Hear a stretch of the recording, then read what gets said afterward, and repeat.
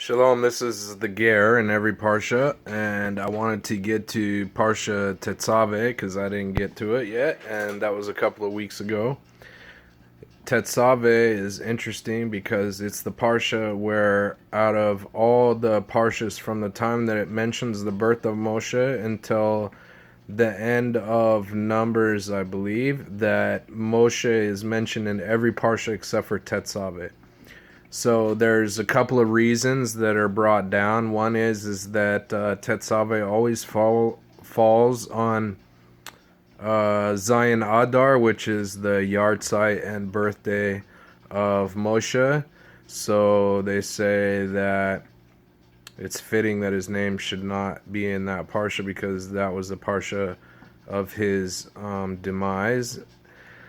And another opinion is that because Moshe said in Ki Sisa, which I'm going to do after this, to if you're going to destroy this people, then blot me out of your book. But it's interesting to note this word, your people, Ba'amcha, or Amcha would be your people, but this word Ha'am or Am is taken by the Zohar to mean the mixed multitude. And actually the Ari talks about it, and he quotes a couple of verses, and he says that speaking of the mixed multitude, that Moshe accepted them thinking it would be good to absorb them into the Jewish people, into holiness. And he especially wanted to accept them because they were somewhat important to him, as it is written, and he quotes a pasuk from Bamidbar 11:21 that says, the people in whose midst I am. But the pasuk is interesting because if you look it up, it actually says, "Vayomer Moshe sheish meos elef ragli ha'am asher anochi bekir boi va'ata marta basar eten lehem va'achlu choresh yamim." Moses said 600,000 foot soldiers are the people in whose midst I am. Yet you say, I shall give them meat. So it's interesting that the Ari would quote this pasuk because it's well known that supposedly the children of Israel, at least the men over fighting age, were 600,000. But here it seems that the Ari is using this pasuk and speaking that Moshe was speaking of the Erev Rav when he was talking about 600,000. So that would say we don't really know what the estimation of the Jews are, but we actually do have the census as they were counted. But this was after plagues and different things had happened. So it's interesting that Moshe would say this when God, matter of fact, one of the pasukim that the Ari brings up is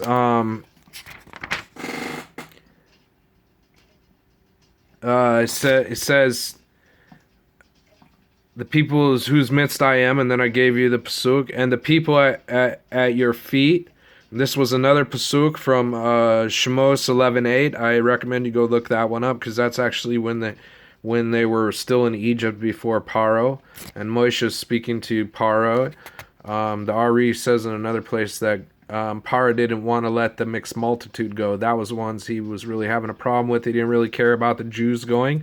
It was more the mixed multitude. And remember, we talked about Yosef and the connection between Yosef and Moshe took the converts out that Yosef made. They were very important to him, and that's who it's speaking about here, is the mixed multitude. And the Ari goes on to say that that they were important to him, and thus he sought to rectify them. But on the contrary, they ruined Israel, as it is written, "Go descend, for your people who you brought up out of Egypt have corrupted." So Hashem was telling Moshe, the mixed multitude which you brought up out of Egypt have corrupted, right? It does not say have been corrupted, but have corrupted, meaning have corrupted others, i.e. Israel. So in this verse, the verb corrupt is intransitive. Furthermore, God tells Moshe about his people, that he, not God, brought up out of Egypt, referring to the mixed multitude. So it's interesting that they were very important to Moshe, so much so that God wanted to wipe them all out, and Moshe stood in the gap for them and said, no, if you're going to wipe them out, then wipe me out. The Ari explains this is because they were the evil of Moshe. The Erev Rav was the evil of Moshe, and it was his job to rectify them.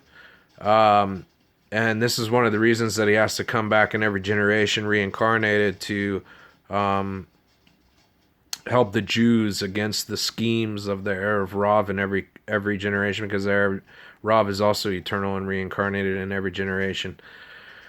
But again, I just want to end with this. Moshe stood in the gap for the Erev Rav, which were a bunch of converts, and the converts were very important to him.